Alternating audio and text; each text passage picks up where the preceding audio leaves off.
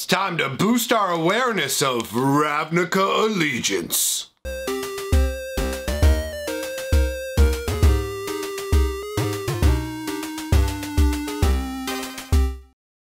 Greetings, hatchlings, and welcome to another episode of Boosted Awareness. This will be our first time doing a boosted awareness of Ravnica Allegiance specifically. Now, to mention it, I do have these pre-release kits, and we will be doing a flavor analysis of them. I haven't 100% decided if it'll be a boosted awareness or something akin to that, flavor analysis. Well, I'm not sure what the title will be, but for today, what we're gonna do is we're gonna crack our first pack of Ravnica Allegiance, take a look at the flavor, the mechanics, how the cards all tie together, and see how much we like it. All right, here we are for our first boosted awareness of Ravnica Allegiance. Let us go ahead and crack the pack. Unlike yesterday's video, I don't really need to worry so much about the pack being on the screen, the whole authenticity thing. Some people will complain, but you know what? No matter what you do on the internet, people complain, so I'm not going to worry about that. All right, so we've got the package open, and we are starting out with a Prowling Caracal. We've got a 1 white, 1 colorless, 3/1 cat. A hunter in the city requires the utmost cunning to survive. It must pounce only if the kill is certain, and leave the remains where no one will see. Really? I mean, this is a 3/1, right? So what is it preying on that can't get it back? I don't know about the flavor. Like, is this doesn't have first strike or anything, so it feels like it's one of those glass jaw style creatures, right? Where it has a big power and a low toughness, and it feels like this thing would get smoked pretty easily. So what is it preying on that's not able to take it down back? It's not like this has like 2 toughness. The artwork is pretty good though. I mean, it shows the cat like rearing up, pouncing. I like the birds flying away over the big Ravnican walls. It's got kind of like a cathedral feel to it, which totally fits in to the white flavor. So in that regard, it's all right, but I don't know. The whole thing doesn't tie together as nicely as I would like, but that's not a huge deal. All right, Shimmer of Possibility. 1 blue, 1 colorless sorcery. Look at the top 4 cards of your library, put 1 of them into your hand, and the rest on the bottom of your library in a random order. There's something peculiar about the rain today. Janok, Tin Street Tinker. So what is it? Well, we take a look at the reflection here in the water and what's going on. And you can see, first of all, that the buildings look like they have kind of a glow to them. I don't know if that's supposed to be the sun reflecting in the water. But if you look here, right, this guy doesn't have a reflection at all in the water, unless it's reflected in front, but we can't see it here. And over here, this reflection looks like 2 people as opposed to the 1. But overall, I feel like the artwork on this is very muddy. I'm not sure exactly what the possibility is supposed to be, genuinely. I look at this artwork and I go, what's going on here? Shimmer of Confusion is more what this feels like to me. I genuinely don't know what they were going for with this card. So for me, as much as it's nice and colorful, I find this one a fail. So far, Ravnica Allegiance is not delivering amazingly on the flavor. All right, 1 red, Storm Strike, instant. Target creature gets +1/+0 and gains first strike until end of turn, scry 1. My shout is thunder, my fist is lightning. All right, you know what? That's got a real nice Growl feel to it. This is obviously a Growl warrior here. You can tell by the wild hair and just the obviously uncivilized nature of him. He's not dressed in civilized clothing that you would find with people just wandering around out the normal city streets. You can see he's also in some kind of rubble belt or something like that, just from the nature of the smashed up buildings behind him.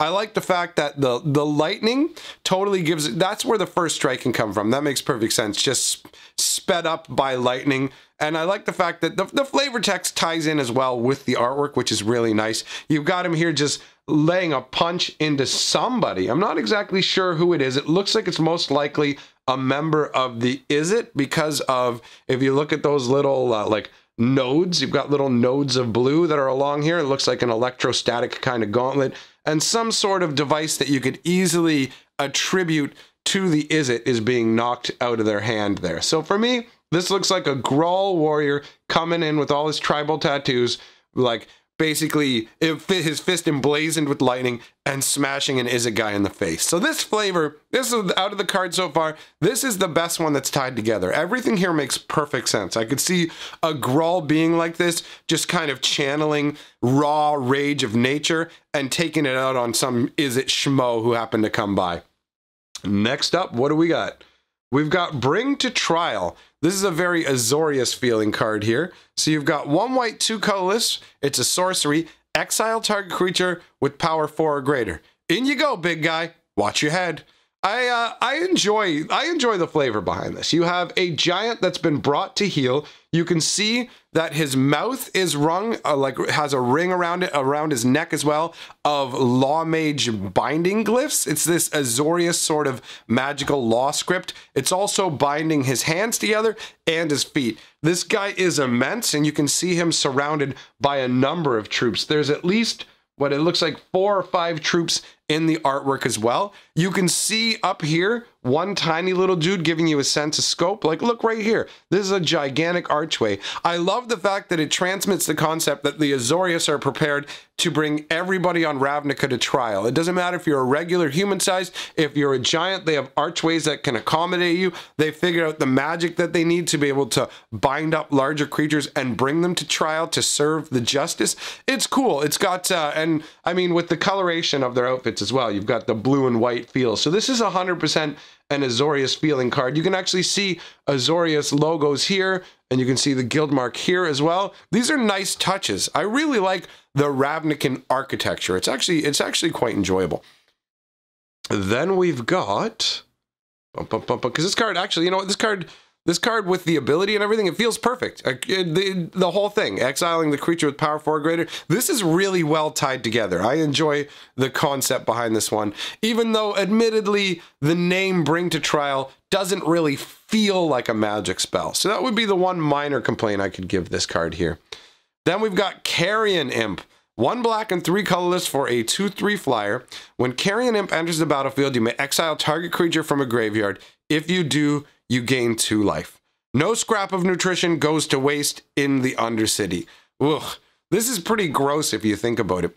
When it enters the battlefield, you can have this Carrion Imp get rid of a creature from a graveyard, but you gain the 2 life. So what's going on there exactly? Is the Carrion Imp eating the corpse and somehow transferring this necrotic energy to you? Or is it just some kind of gross ritual, like where, you know, like a mother bird is feeding its baby birds? Does the Carrion Imp eat the corpse and then like regurgitate it into like a foul black sorcerer's mouth for that life gain? It's very evocative. And I like the imp. It makes him look, he looks kind of tiny from the way that he's hunched down like this. But if you look at the massive size of the claws, like this looks like he's probably feasting on a human there. And I like that they have rings on the fingers as well. It's a nice little touch. But you can see him there just kind of grabbing onto it. It's got a very animal feel. Like if you picture like a raccoon or some other animal grabbing something and eating it, it's got that kind of a feel to it. The gigantic claws, though, give it more of a sense of having a larger body. And it is somewhat obscured behind the hand. So it could be thicker, and that explains the 2/3. So overall, this card fits together well. Carrion Imp, it fits with the name, the flavor text, it all comes together to make this card feel like it's well designed and transmits the entire concept in one go. Hey, little easel, take it easy. Take it easy. Don't screw it up. We don't want to see stuff ahead of time. Steeple Creeper. I always want to say Steeple Creeple when I see this. 1 green, 2 colors for a 4/2 frog snake. I do love the Simic and their nonsense creature slamming together. So 1 blue, 3 colors. Steeple Creeper gains flying until end of turn. If the Fin Clade cannot produce a reliable venomous Krasis, mobile in both air and water, then the Guardian Project will absorb its resources. So this is coming from Vanifar. This is basically an edict saying, look, if you can't make the kind of Krasis that we want, we are going to take the resources that you have and give them to somebody else. We're going to take your project and we're going to put it under the control of another group. Now, the activated ability basically gives the concept that this thing can do massive leaps. That's where the frog aspect is coming from, and the snake aspect is tied in through the flavor text. There's nothing to say specifically that this is poisonous, but the fact that it has 4 power for the 3 mana it could be where that extra power comes from, the fact that it's a venomous snake. And you can see this Krasis, it is like basically up high on top of a giant building that it's leapt up to, but it also looks like it's getting ready to do another massive leap. It's crouched over with its legs ready to push upwards and send it catapulting straight up into the air. And yeah, I mean, when you look at the claws and the arms and everything, nothing about this transmits the 4 power. So I'm going to go ahead and say that most likely it is venomous, and that is why you have the 4 power. So overall, not too shabby. It's not tied together perfectly, but it is a pretty flavorful card. And I do think that the Simic combinations of creatures are fairly amusing. So I like this. Then we've got Get the Point. Oh, we've got a bit of a joke here with the Rakdos card. 1 red, 1 black, 3 colors instant. Destroy target creature, scry 1. Vraska sees the grandeur in death, but misses the hilarity. And that's from Judith, who is one of the new characters that we have in Ravnica Allegiance. So what we have here is part of what basically they've taken they've taken someone's creature, they've taken someone, and they've pinned him to a spinning wheel where basically, you ever see those knife throwing shows where these guys have practiced a ton with their accuracy and they'll have their assistant standing there with like a balloon in their mouth or whatever, and they'll throw blades all around their assistant, all that kind of stuff? Well, that's what this Get the Point is basically doing. But instead of it being an assistant, it's a volunteer, right? But they didn't really volunteer. You grab one of your opponent's creatures and make them volunteer for it. And they get the point when one of the blades or more sink into them. And that's what you can see here. This guy is clearly not long for this world. It doesn't look like any of the blades yet have pierced him. It looks like most of them are just actually piercing his clothes and holding him to the table. But I imagine that's because the Rakdos make a real sport out of destruction, and they are the grand circus, the jesters, the performers. So they're going to want to make a big show out of this. Now that's all cool. The only thing that doesn't tie into the flavor for me is the scry 1. Everything else works on the card, but the scry 1 is definitely unexplained. It doesn't make any sense here, but that's all right. That's just a way of making the card a little bit more powerful. Then we've got next Justicar's Portal. 1 white, 1 colors for an instant. Exile target creature you control, then return that card to the battlefield under its owner's control. It gains first strike until end of turn.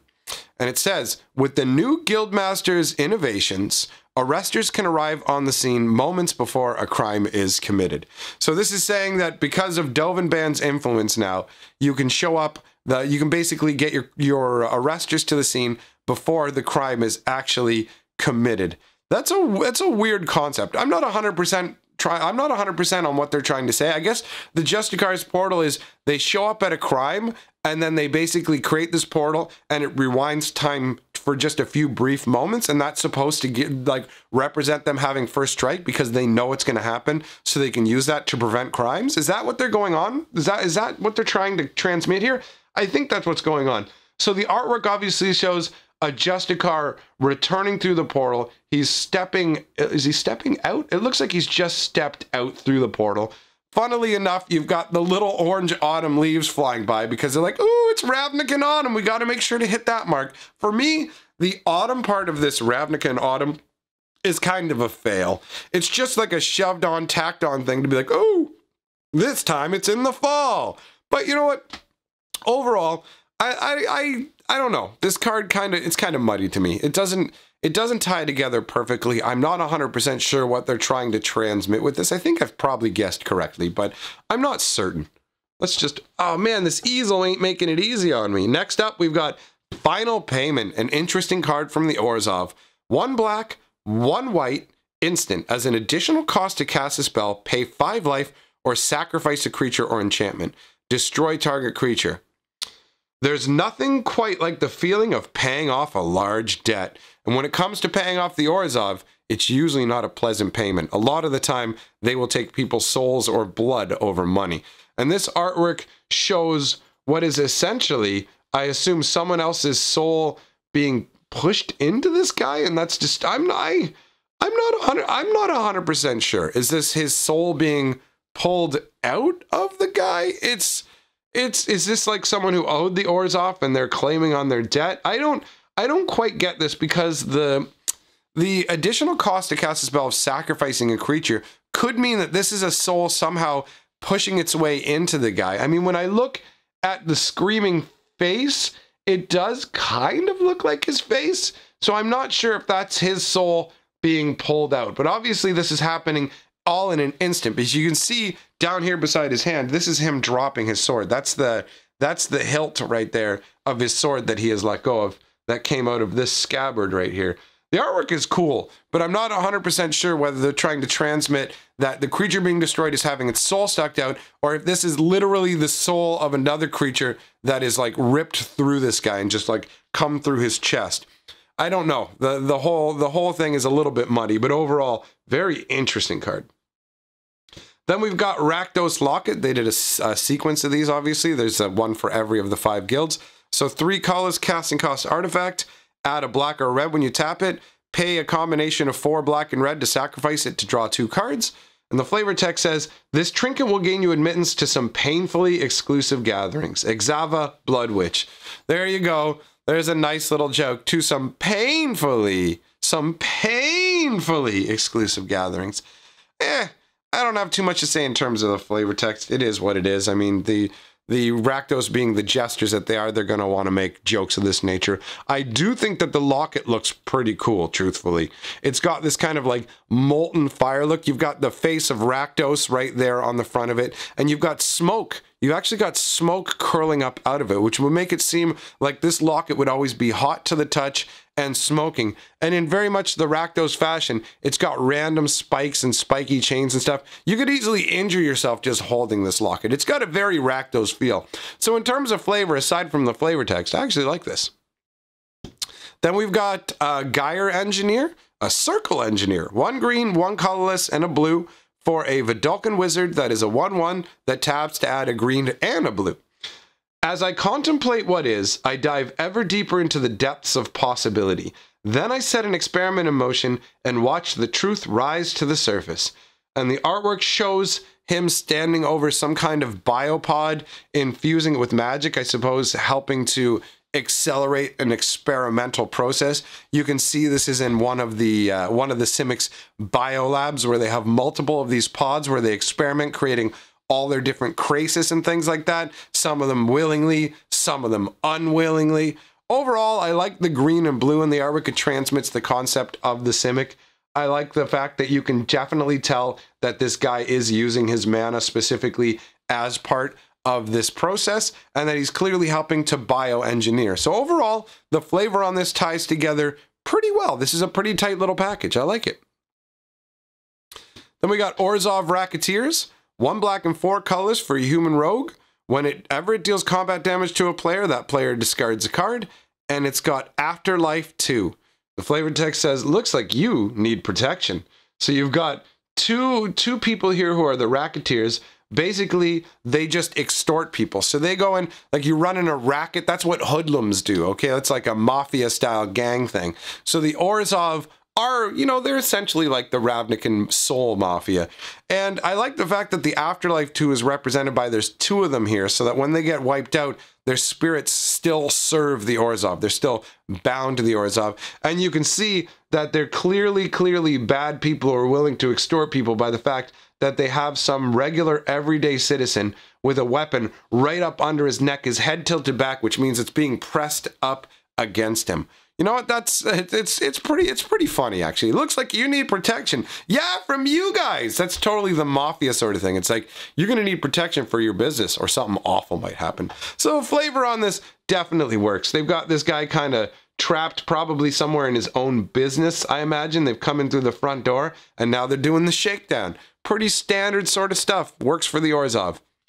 And we've got Macabre Mockery. 1 black, 1 red, 2 colors. Put target creature card from an opponent's graveyard onto the battlefield under your control. It gets +2 power and gains haste until end of turn. Sacrifice it at the beginning of the next end step. The flavor text says, the Rakdos put the fun in funeral. This is pretty messed up, in all honesty. It looks like you have multiple Rakdos jesters with their outfits with big flaming torches, and they have some corpse set up like a marionette, right? They literally have this marionette at their disposal. It's like they're using him to put on a show. That's pretty horrific, honestly. And it ties in very well with the putting the fun into funeral. So this works for me. I like this card. Next up, what do we got? Oh, we've got a weird sideways rare. Okie dokie. So, Bedeck and Bedazzle. So, Bedeck is 2 hybrid red-black. And target creature gets +3, -3 until end of turn. So, you got your removal. And in that artwork, you can see a flame ball in the one individual's hand. And it's like, okay, what do? Do you set the other one on fire? So, they do bedeck them in fire. So, they do more damage. But they also take damage from that. And then you've got Bedazzle, which is 6 mana, destroy target non-basic land. Bedazzle does 2 damage to target opponent or planeswalker. And that shows some sort of worshiper of Rakdos with a gigantic set of horns on his head, just kind of exultantly thrusting his arms off to the side as fire goes everywhere. I'm not 100% sure exactly how this transmits into destroying target non-basic land. The flavor on this card feels a little bit muddy, in all honesty, but that's all right. That's all right. It's not a terrible card. Then we've got the Simic Guildgate, which looks really nice, actually. 1 green and 1 blue is what it taps for. It enters the battlefield tapped, and when the Prime Speaker goes too far, I will be here in the safety of the depths to correct her. And this is Zagana, formerly Prime Speaker Zagana, but she has been deposed by Prime Speaker Vannifar. Now, this is a Simic Guildgate that's clearly located underwater. So this is one of the entrances that merfolk and other aquatic members of the Simic Guild would enter. When you can see, here's one swimming up here, and there's a few more swimming down here. I really like the artwork. I like the Simic curls up around here. I like the light that's flowing down here, and the way that the depths are pictured. Honestly, this is really enjoyable artwork. So this has got some nice flavor. I like the idea of some of the guild gates being submerged that way. And we're ending it off with a spirit token. This is one of those tokens that will be created by Afterlife. So this could be basically the spirit of one of those racketeers that we saw here. Those Orzhov have a ton of spirits bound to them. Now, I like the fact that it's transmitting the flying by having its robes and everything billowing up around it. It's got its face shrouded, so you can't actually see who it was in life. You know, it's just that darkness in the cowl with big, long spectral claws to show that this thing can indeed do some damage. And it's shown inside what looks almost like a cathedral or like a basilica. And those are the sort of things that you would see the Orzhov in, because they have a clergy, religious kind of feel to the buildings that they inhabit. So overall, I would say that this first trip here into Ravnica Allegiance has some really nice artwork. A lot of these are hits. There's not too many misses. So well done on that, and I'm going to hand it back to me. All right, well, I would say that that went pretty well for our first time cracking into Ravnica Allegiance, our first glimpse at the cards and their artwork. Obviously not overall. I'm sure by now you've already seen some of the cards, but in the particular fashion that I do it here, this is our first time taking a look at it. So let me know what you think in the comments down below, and I will roll the golden scroll. The people who have my back on Patreon or through channel memberships genuinely appreciate the support that you give the channel. Makes a huge difference. If you want to see your name scroll on by my lovely face, then get on board and help me out in that way too. So thanks for being here, my friends, and guess what? I'll see you later today to talk about the biggest disappointment of 2018, the biggest failure of 2018 when it comes to Magic the Gathering. So I'll see you later today for that one. Hail to the king, baby!